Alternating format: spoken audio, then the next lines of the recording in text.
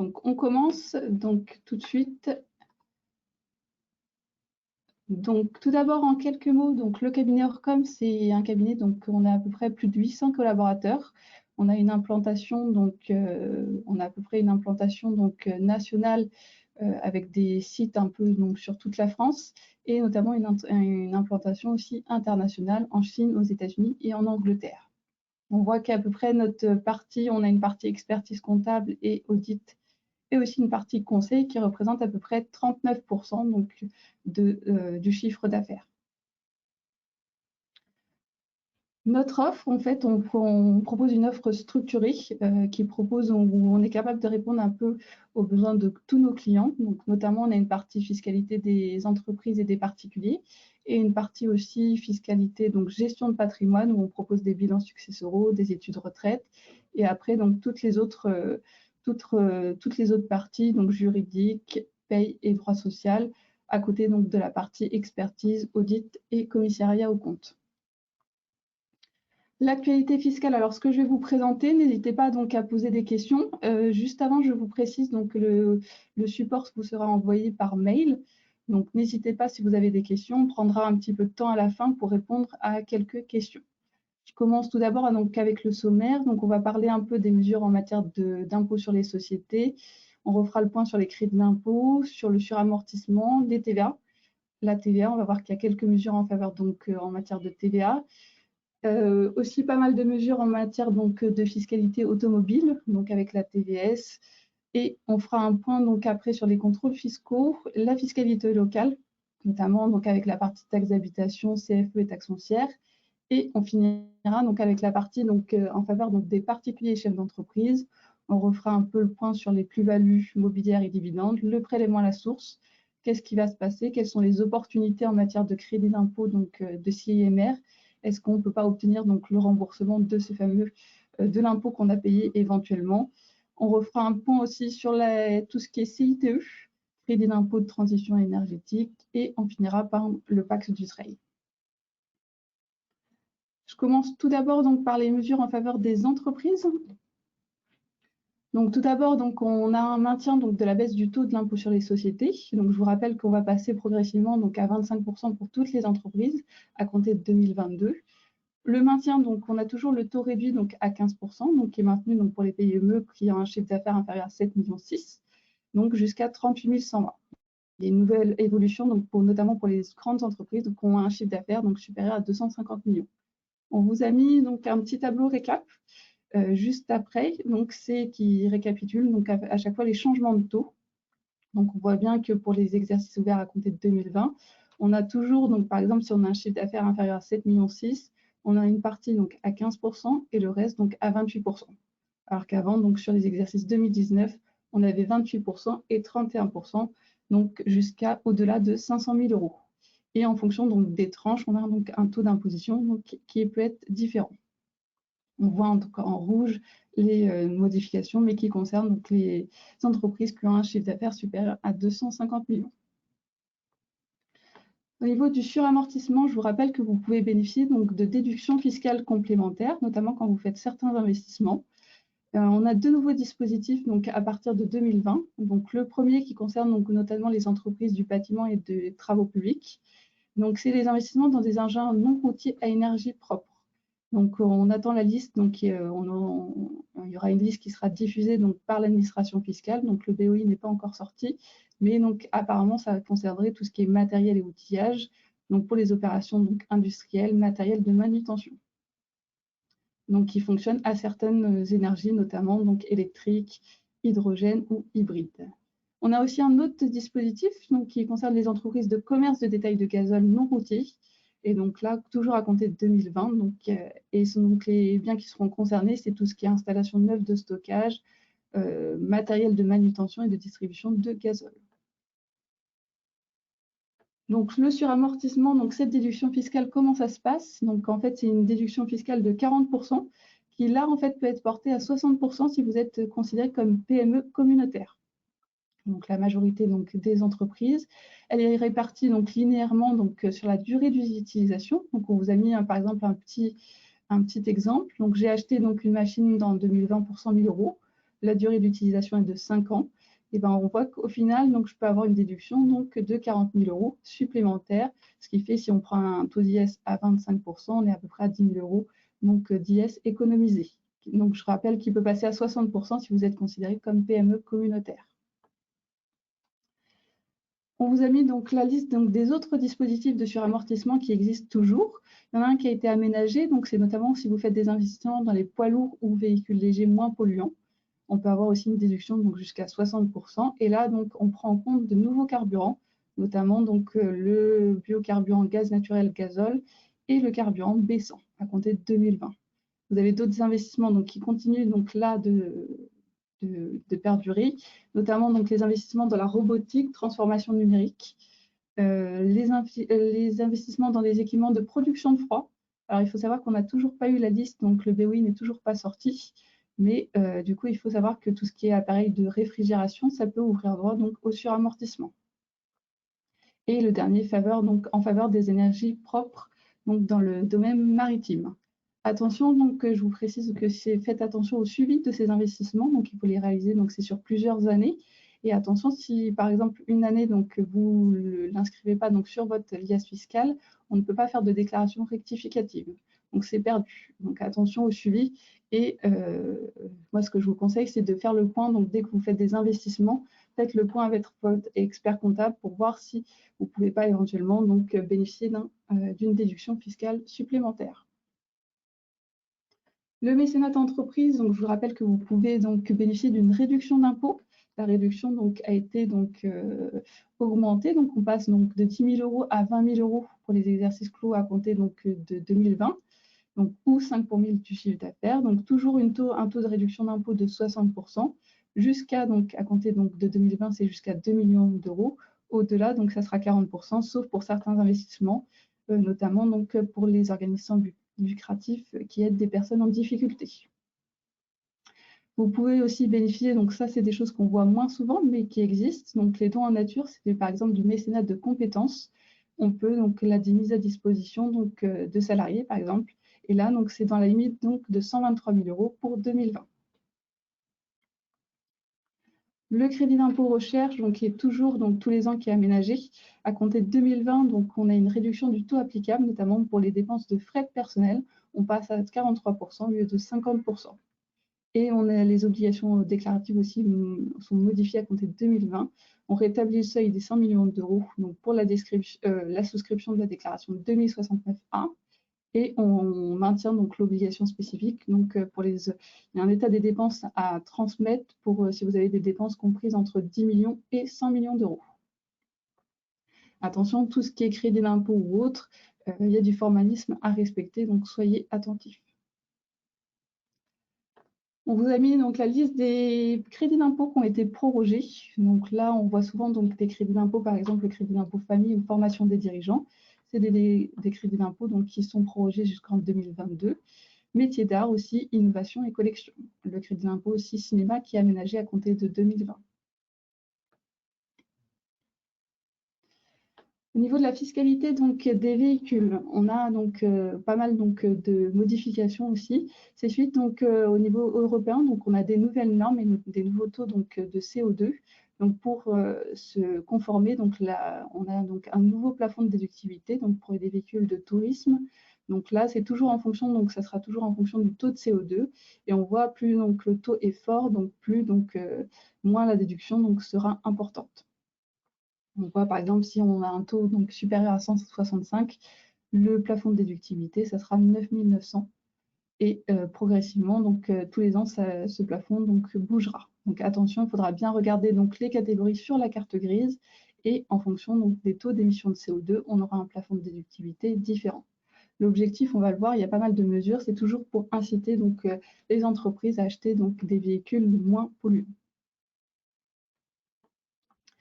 Autre mesure, donc toujours en lien donc, avec ce nouveau donc, dispositif d'immatriculation, donc la baisse de la taxe sur les véhicules de société.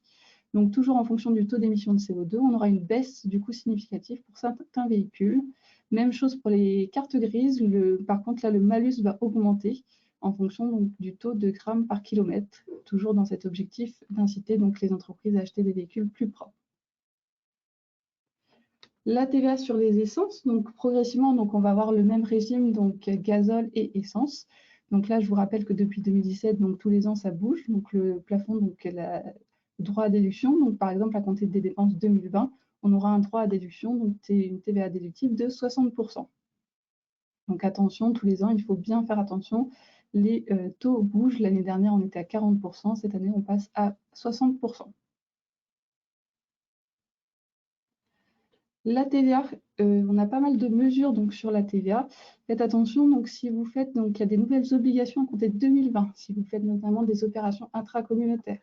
Par exemple, donc, si vous livrez donc, des biens, donc, par exemple en Allemagne, je rappelle que normalement, quand vous faites une livraison de biens, vous êtes exonéré, quand c'est dans un État membre, donc vous êtes exonéré de TVA. Vous avez des mentions obligatoires donc, sur la facture. Et maintenant, donc, la nouveauté, c'est qu'il faudra donc obligatoirement, c'est une condition de fond, obtenir, donc mentionner donc, le numéro de TVA de l'acquéreur sur la facture et souscrire une dette par le vendeur. Donc, c'est des conditions de fond. Avant, si on ne le faisait pas, on n'avait pas forcément donc, la remise en cause donc, de la TVA. Maintenant, donc, les deux conditions donc, sont obligatoires, notamment la souscription donc, de la déclaration d'échange de biens. C'est obligatoire. On a, donc, si on ne le fait pas, donc, on peut, donc, l'administration est en droit donc, de soumettre la livraison à la TVA. Donc, vous payez donc 20% supplémentaire et en plus peut vous appliquer donc une amende de 750 € par déclaration d'échange de biens donc non déposée. Donc attention à ce formalisme, c'est assez important. Dans la pratique, on voit que certaines entreprises le faisaient déjà, mais on sait très bien qu'il y a encore des entreprises qui ne respectent pas forcément donc, tout ce qui est obligation déclarative. Donc soyez vigilants. Et je rappelle qu'il faut aussi justifier du transfert des biens donc, vers l'autre État membre pour pouvoir bénéficier donc, de l'exonération. En contrepartie, je rappelle que celui qui livre bénéficie donc, de l'exonération de TVA. Celui qui acquiert, l'autre partie qui acquiert donc, les biens, donc elle doit auto-liquider donc, la TVA. Donc attention à ne pas oublier l'auto-liquidation de la TVA, sinon c'est une amende donc, de 5% du montant de la TVA déductible. Pour les autres, une autre mesure pour les exploitants d'entrepôts et plateformes logistiques, on aura une nouvelle obligation d'information. On devra justifier, donc sur demande de l'administration, justifier donc l'origine des biens stockés et l'identité des propriétaires. Donc toujours sur demande de l'administration fiscale. Et le refus de communication, ce sera une amende de 10 000 €.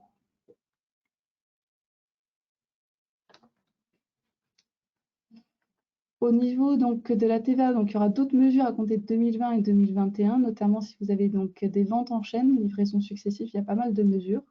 Donc, vente en chaîne, c'est des livraisons successives, mais avec un seul transport. Donc là, on vient clarifier donc, qui est le redevable, donc qui bénéficie en fait, de la livraison exonérée de TVA. On a aussi des mesures en matière donc, de stock sous contrat de dépôt. Et à compter de 2020, donc, pas mal de mesures donc, concernant les ventes à distance à destination des particuliers. On aura un seuil commun donc, fixé à 10 000 € contre 35 000 € actuellement en France. Toujours donc, un petit rappel, faites attention si vous faites des opérations avec donc, les États membres, bien établir donc, les déclarations d'échange de services, les DES. Dès lors que vous faites une prestation dans un État membre, c'est dès le 1er euro, il faut faire cette déclaration, donc la DES. Et la déclaration d'échange des biens, si vous faites donc des livraisons ou des acquisitions intracommunautaires. Même chose donc dans le secteur du bâtiment ou pour les acquisitions intracommunautaires, pensez à auto-liquider donc la TVA. Sinon, c'est une amende de 5% du montant de la TVA déductible. D'autres mesures donc, en matière donc, de TVA. Pour les pharmaciens, à compter de octobre 2019, bon, il a été précisé comme ils font de plus en plus donc, de soins à côté donc, de leur activité. Donc, pour les actes de vaccination, ils bénéficient d'une exonération de TVA. Pour les logements sociaux, on a une baisse du taux de TVA de 10 à 5,5. C'est pour les livraisons intramaines de travaux concernant donc certains donc les logements, donc notamment les HLM, et c'est ceux qui bénéficient notamment de la location à cession. Et on a des précisions notamment qui sont apportées, des définitions qui sont plus précises, notamment pour les livres, les droits d'entrée pour les foires.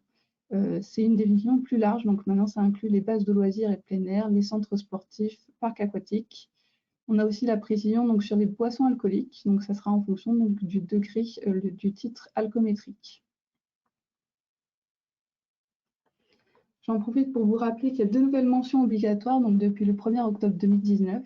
Le numéro de bon de commande, s'il a été établi donc, préalablement, et l'adresse de facturation, si elle est différente de l'adresse du siège.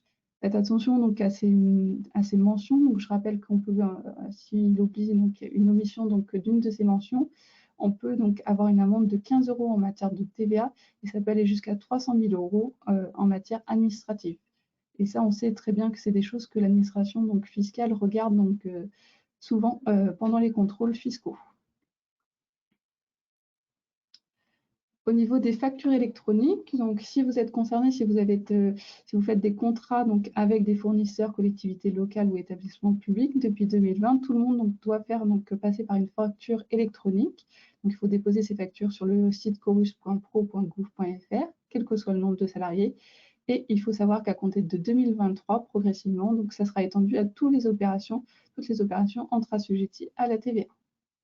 Donc anticipez si vous faites encore des factures papier ou autres, anticipez donc dès maintenant et contactez donc votre prestataire afin donc de mettre en place progressivement cette facture électronique qui permet donc une traçabilité donc des opérations et qui permet donc de ne pas pouvoir donc modifier une facture.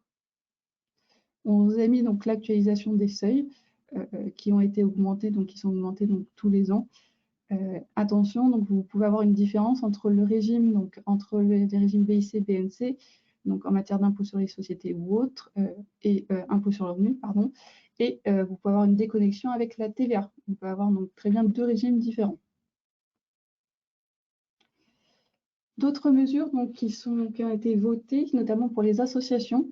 Vous avez donc le seuil des franchises des impôts commerciaux qui a été passé, qui a été relevé à 72 000 € au lieu de 63 000 €.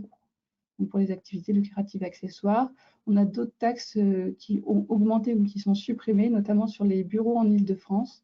Selon les arrondissements, on peut avoir une hausse de 20 % du tarif et des taxes qui sont supprimées.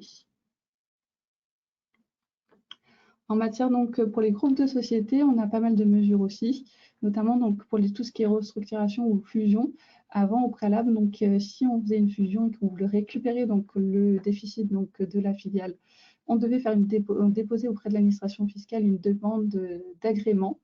Et donc, pour pouvoir bénéficier du déficit, maintenant, cette dispense, on va avoir une dispense d'agrément pour les demandes inférieures à 200 000 € à compter de 2020.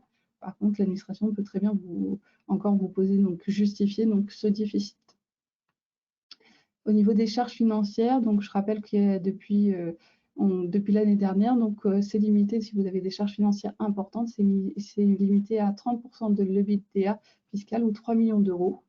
Et que maintenant, c'est étendu aux entreprises autonomes. On pouvait avoir une déduction complémentaire de 75 %. Donc ça concerne les grandes entreprises.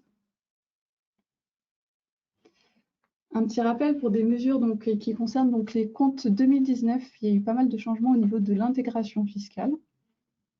Donc, au niveau des cessions intra-groupes, je précise en fait qu'il y a plusieurs mesures, maintenant, on a plusieurs mesures qui ne sont plus neutralisées, notamment les cessions intra-groupes, tout ce qui est cession de titres de participation. Donc, on n'a plus avant on neutralisait la quote-part de frais et charges.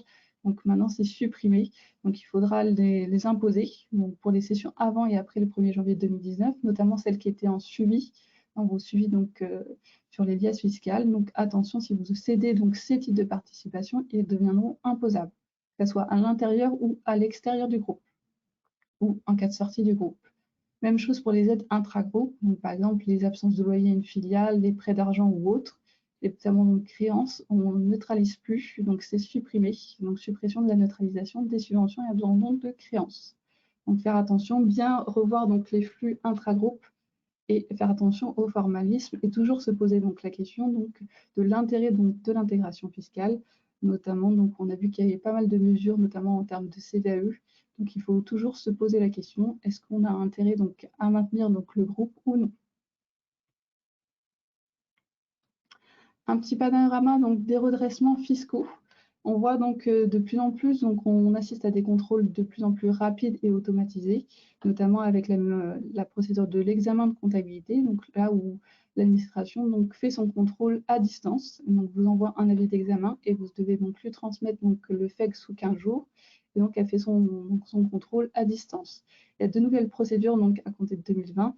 C'est notamment la surveillance des réseaux sociaux ou la déclaration des dispositifs transfrontaliers. Je rappelle toujours qu'il y a toujours donc, ces mesures contre la lutte contre la fraude, notamment avec l'abus de droit, le mini-abus de droit, qui s'applique à compter donc, de 2020 pour les actes passés en 2020. Attention donc toujours donc, à bien donc, vérifier donc, votre fichier des écritures comptables.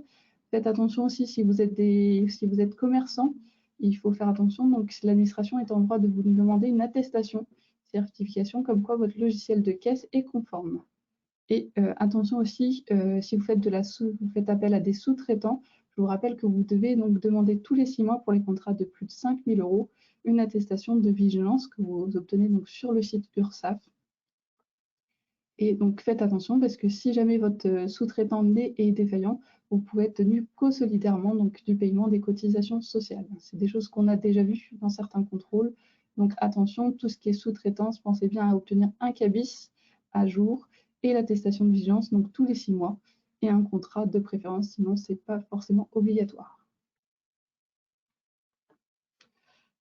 À côté donc, de ces mesures qui se renforcent, de ces procédures qui se renforcent, on a un nouveau donc, aussi dialogue donc, qui est mis en place avec les entreprises, et notamment donc, le fameux droit à l'erreur, où on pourra obtenir demander donc, à l'administration fiscale, si c'est la première fois donc, que l'entreprise se trompe, donc bénéficier donc, notamment donc, d'une baisse donc, des intérêts de retard et une absence donc, de majoration. Donc faites attention, un conseil, si vous avez donc un contrôle fiscal, ne restez pas seul. C'est important donc d'être accompagné donc lors dès le début de la vérification de comptabilité, car on se rend compte donc que de nombreux problèmes peuvent être réglés en vérification de comptabilité. Et ne pas hésiter donc à recourir donc à utiliser les recours hiérarchiques, notamment devant le supérieur et éventuellement après devant l'interlocuteur départemental. Quelques exemples, on vous a mis quelques sujets donc, qui sont développés donc, en contrôle fiscaux, notamment donc, la Taxcom, donc, pour les surfaces, donc, tout ce qui est dans la grande distribution, la TVS, les mentions sur les factures, c'est des choses que l'administration aime bien regarder, donc toujours le formalisme, faites attention, provision de dépréciation de stock, les facturations entre filiales, taxes sur les salaires, justificatif des charges. Donc faites très attention et surtout au formalisme. Donc on se rend compte de plus en plus que l'administration regarde donc pas mal de points sur le formalisme et aime bien donc redresser sur des petites choses, notamment donc, des absences de mention sur les factures ou par exemple la TVA qui n'est pas auto-liquidée. Donc faites attention à ces petites choses. On passe à la fiscalité locale. Donc, vous avez tous entendu parler de la taxe d'habitation qui va être supprimée donc, progressivement. Donc, jusqu'en 2020, c'est un dégrèvement qui est en fonction des revenus. Et à compter de 2021 et 2022, on aura une exonération. Donc, si vous n'êtes pas concerné donc, par le dégrèvement, une exonération de la taxe d'habitation. Donc, ça concernera donc, à terme donc, toutes les résidences principales n'auront plus de taxe d'habitation. Par contre, les résidences secondaires, on aura encore une taxe d'habitation. Et notamment certains locaux, donc pour les professionnels, sont soumis à la TFE, donc ça continue de s'appliquer. À terme, on aura une réforme donc, de la valeur locative donc pour les locaux d'habitation comme pour les locaux professionnels. Je vous rappelle que pour les locaux professionnels, donc, on a une réforme donc, des valeurs locatives. Vous avez peut-être vu donc, les CFE donc, augmenter. Donc, depuis la CFE 2017 et taxe foncière 2017, vous avez peut-être vu des augmentations. Donc, il faut savoir que l'administration, en 2013, avait demandé donc, aux propriétaires de locaux de remplir la 6660, d'indiquer notamment les surfaces, la catégorie, les loyers. Et donc, en fonction, donc, l'administration a peut-être rehaussé donc, les bases de votre imposition. Si jamais vous voyez des hausses trop importantes et que vous n'avez éventuellement pas fait cette déclaration, je vous conseille de vous rapprocher de l'administration pour demander le détail des bases et voir s'il n'y a pas des choses donc, à rectifier ou à modifier pour les hausses importantes. Je rappelle aussi pour les établissements industriels, maintenant on a 2 exceptions. Donc, de l'application de la méthode, on peut appliquer la méthode des locaux professionnels, notamment pour les artisans et ceux dont la valeur des installations techniques est inférieure donc, à 500 000 €.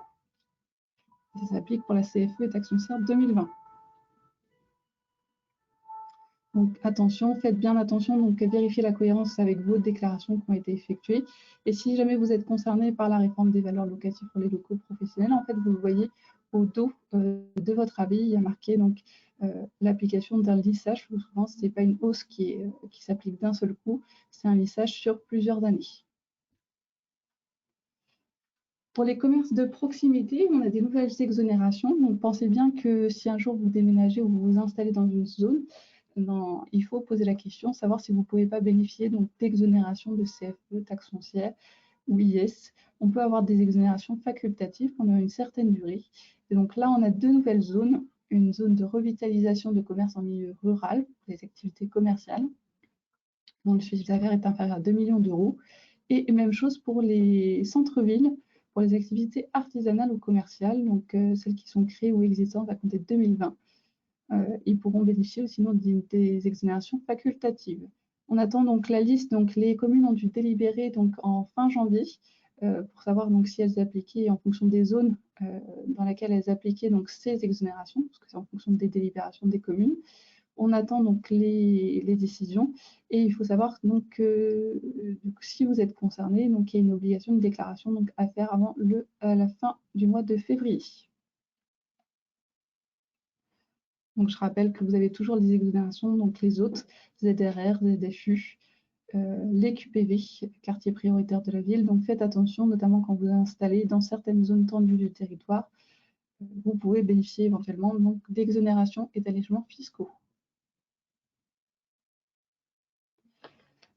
Donc la partie sur les mesures en faveur donc, des particuliers. Donc tout d'abord, on a une baisse de l'impôt sur le revenu. Donc avant, on avait sur les revenus 2019, on avait la première tranche était à 14%. Donc maintenant, la tranche va passer à 11% en fonction des revenus, ce qui va représenter notamment 5 milliards d'économies pour les contribuables. À compter aussi des revenus 2019, donc pour les déclarations qu'on va faire en mai 2020, on pourra pour les déclarations, donc ils ont mis en place une déclaration tacite, c'est-à-dire en fait pour les contribuables qui n'auront par exemple qui n'ont que des salaires à déclarer ou des retraites, n'auront plus besoin d'aller sur le site impôts.gouv. Donc ils pourront on considérera qu'ils auront déclaré tacitement leur déclaration. Par contre, ça ne s'appliquera pas pour ceux qui ont des dons, des salariés à domicile, tout ce qui est réduction d'impôts ou des revenus particuliers, par exemple les gérants majoritaires, TNS, les revenus fonciers et les plus-values. Attention, j'en profite pour vous rappeler que si vous avez des revenus fonciers en 2019, vous avez des règles particulières qui s'appliquent depuis l'année dernière. Notamment, cette année, vous pourrez déduire les travaux dans la limite de la déduction. Donc, vous ferez la moyenne des travaux 2019 et 2018 et c'est cette moyenne que vous pourrez déduire. Attention aussi à un choix à opérer sur les déclarations de revenus. Quand vous faites votre déclaration d'un revenu, il faut choisir. Vous avez la possibilité, je rappelle, le régime classique, c'est qu'on vous êtes imposé sur les dividendes ou intérêts ou plus-value. Vous avez une flat tax au taux de 30%, 12,8 d'impôt sur le revenu et des prélèvements sociaux de 17,2.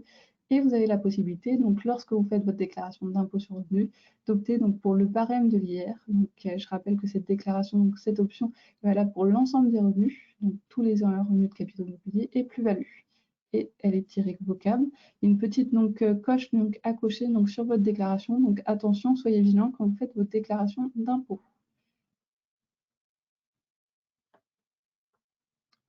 Donc attention à bien faire le choix entre le PFU et le barème sur votre déclaration d'impôt et avoir les stratégies de rémunération en fonction des dividendes et des rémunérations. Le crédit d'impôt, CIMR, on va pouvoir, dans le cadre du prélèvement à la source, je vous rappelle que l'année dernière, quand vous avez fait votre déclaration de 2018, vous avez si vous aviez des revenus classiques, des salaires, des revenus fonciers ou des retraites, des choses qui ne bougeaient pas, ce qu'on appelle des revenus classiques, vous n'avez pas dû payer de l'impôt sur le revenu pour éviter une double taxation. Pour les dirigeants ou les indépendants, on nous demandait de regarder les 3 dernières années pour vérifier que la rémunération de 2018 n'avait pas été augmentée.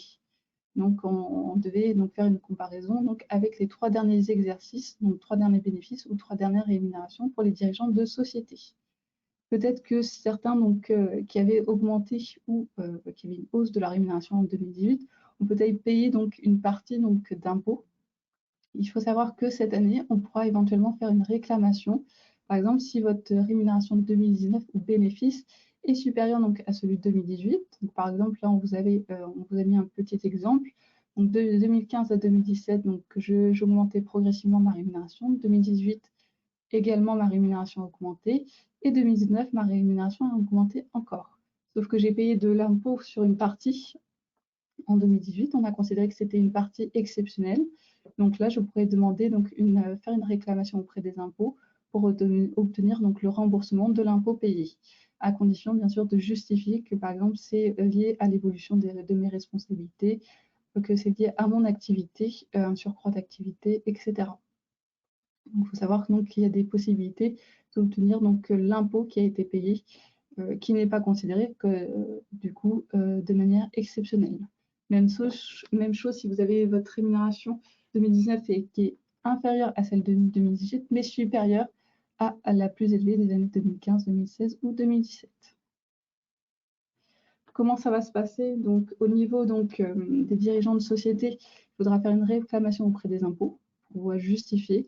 Au niveau des indépendants, BIC, BNC, apparemment, ça serait une restitution automatique par l'administration lors du dépôt de la déclaration d'impôt de cette année, mais on attend des précisions. Même chose, vous pourrez avoir un cas de remise en cause du CMR. Donc, pour les premières fois ou les créations d'activités en 2018, il faudra être attentif aussi s'il y a eu des hausses ou des baisses pour pouvoir justifier que ce n'était pas un revenu exceptionnel. Je vous rappelle qu'au niveau de la gestion du prélèvement à la source, vous pouvez moduler pendant l'année sur votre espace particulier impôt.gouv. Vous pouvez donc moduler à la hausse ou à la baisse vos taux sans condition et déclarer un changement de situation familiale, par exemple une naissance. Il faut juste renseigner l'acte de naissance de votre enfant et l'administration va recalculer à la baisse votre taux de prélèvement à la source. Vous pouvez aussi moduler les taux à la hausse ou à la baisse. Donc là, dans ce cas-là, du coup, l'administration, dans certains cas, vous demande d'une estimation de vos revenus 2019 et 2020. Donc, il faut faire une estimation renseignée pour que l'administration puisse modifier à la hausse ou à la baisse les taux ou les acomptes. Je vous rappelle également que pour les crédits d'impôt et réductions d'impôt, vous avez peut-être obtenu en janvier une avance de 60% qui concerne tout ce qui est les hébergements en EHPAD, les dons, réduction d'impôt. Donc tous les ans, on aura une avance de 60% de ces montants de crédit d'impôt et réduction d'impôt. Si vous voulez le modifier à la baisse, du coup, il faudra le faire tous les ans avant le 1er décembre. Par exemple, j'ai un dispositif du CELI qui s'arrête au-delà des 9 ans. Je ne vais plus bénéficier l'année prochaine parce que je le vends de la réduction d'impôt. Donc, pensez du coup à moduler à la baisse cette avance ou du coup à la supprimer. Donc, si ce n'est pas le cas, si ça n'a pas été fait, il faudra vous attendre à rembourser cette avance au mois de septembre. Vous ferez votre déclaration d'impôt. D'autres mesures à compter de 2020, suppression du régime d'étalement pour les indemnités de départ à la retraite. On a toujours la réduction d'impôt pour souscription au capital de PME qui est égale à 18%, dans la limite de 50 000 €. On a aussi le crédit d'impôt, le CITE, qui est modifié encore une fois, tous les ans ça bouge. Donc qu'est-ce qui se passe maintenant on a il faut savoir que à compter de 2020, les dépenses 2020, le crédit d'impôt est transformé en une prime forfaitaire en fonction des revenus. Cette prime forfaitaire, c'est pour les revenus modestes. On vous a mis les plafonds, 18 000 € à peu près pour une part et 27 000 € pour 2 parts. Et il faut savoir que pour cette prime, il faudra la demander sur le site maprimerenov.gouv. Et c'est l'ANA, l'organisme l'ANA qui va verser cette prime à compter d'avril 2020. On m'a dit, d'après mes informations, que ça serait plutôt reporté à juin ou juillet 2020. Donc il faut faire une demande, pour bénéficier de cette prime, il faut faire une demande en ligne et transmettre les devis et les avis d'imposition. Donc toujours pour les ménages modestes. Donc une prime forfaitaire pour les ménages modestes à compter de 2020. Si vous n'êtes pas concerné, si vous êtes au-dessus, pour les revenus intermédiaires, par exemple, on vous a mis aussi également les plafonds, le CITE, les crédits d'impôt, sera maintenu exceptionnellement pour 2020. Donc là, on pourra avoir un crédit d'impôt forfaitaire toujours et d'un certain montant. Et pour les ménages aisés, par contre, le CITE sera supprimé, sauf pour certaines dépenses, notamment pour les batteries de véhicules électriques et l'isolation des parois opaques. Donc retenez bien que maintenant, ça sera donc transformé en prime forfaitaire pour les ménages modestes sur 2020 et qu'il y a un dispositif transitoire pour les autres contribuables, le crédit d'impôt qui est maintenu. Et après, à compter de 2021, ça sera donc une prime forfaitaire en fonction donc des revenus. On vous a mis quelques exemples donc, du montant donc, du crédit d'impôt qui peut aller donc de 40 € par exemple pour des parois vitrées. On voit que les montants ne sont pas énormes et ça peut aller jusqu'à 4 000 €, donc par exemple pour des pompes à chaleur. Certaines dépenses ont été supprimées, notamment des chaudières à très haute performance énergétique. D'autres investissements, donc si vous êtes fait des investissements locatifs dans l'immobilier, il faut savoir que le dispositif Pinel donc, est maintenu. On a donc jusqu'en 2021. Par contre, à compter de 2021, donc ça sera donc que pour donc les bâtiments collectifs d'habitation, donc les appartements. Ça ne marchera plus pour les maisons. Même chose pour le dispositif de Normandie, dont on entend un peu moins parler. Il faut savoir que si vous faites des travaux importants donc de rénovation, de transformation, qui représentent plus de 25% du coût, vous pouvez donc avoir une réduction d'impôt aussi. Et à compter de 2020, donc ça concerne donc les travaux d'amélioration et non plus de rénovation. Des dispositifs donc, qui sont maintenus, le dispositif COS et la réduction Malraux. Attention, si vous faites de la location meublée, on a une nouvelle définition de la location meublée professionnelle. Avant, il y avait 3 critères, maintenant, il n'y en a plus que 2. On a supprimé le critère de la condition liée à l'inscription RCS, donc au répertoire des métiers. Donc maintenant, pour être qualifié de loueur meublé professionnel, donc il faut avoir des recettes, donc des loyers supérieurs à 23 000 € et que ça soit prépondérant par rapport à vos autres revenus professionnels.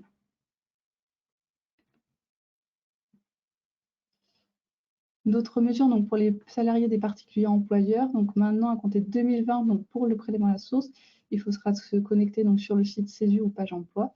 Aucune démarche donc supplémentaire à faire. Donc on déclarera, donc l'employeur va déclarer la rémunération et le salarié recevra son salaire net d'impôt. Donc l'impôt aura été prélevé le cas échéant 3 jours plus tard sur son compte bancaire.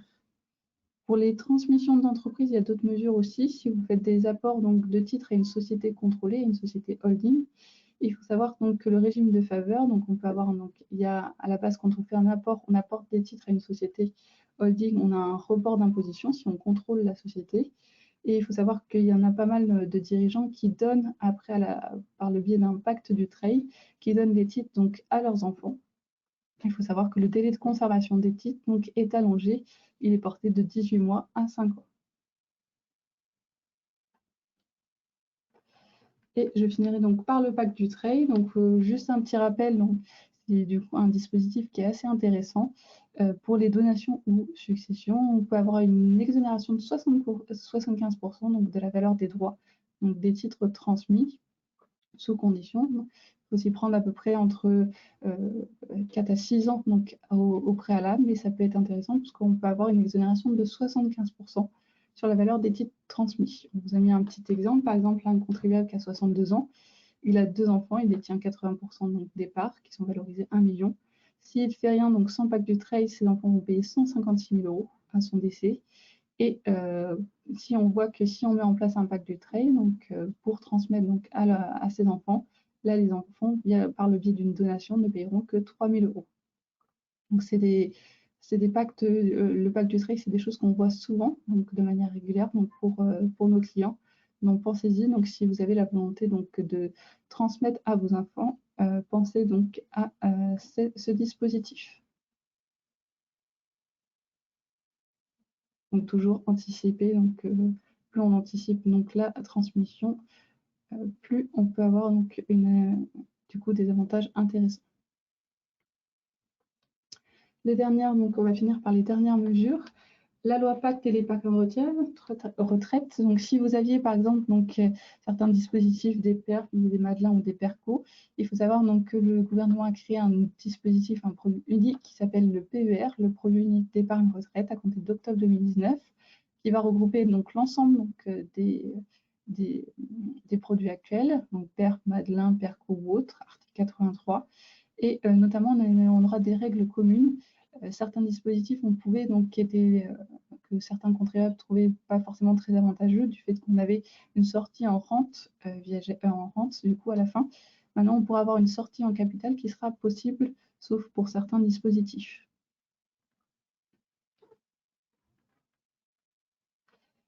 D'autres mesures, donc les dernières mesures, c'est la prime Macron qui a été du coup renouvelée en faveur du pouvoir d'achat, donc qui est reconduite en 2020. Donc si vous voulez verser donc à vos salariés, donc vous avez jusqu'à juin 2020 pour verser une prime.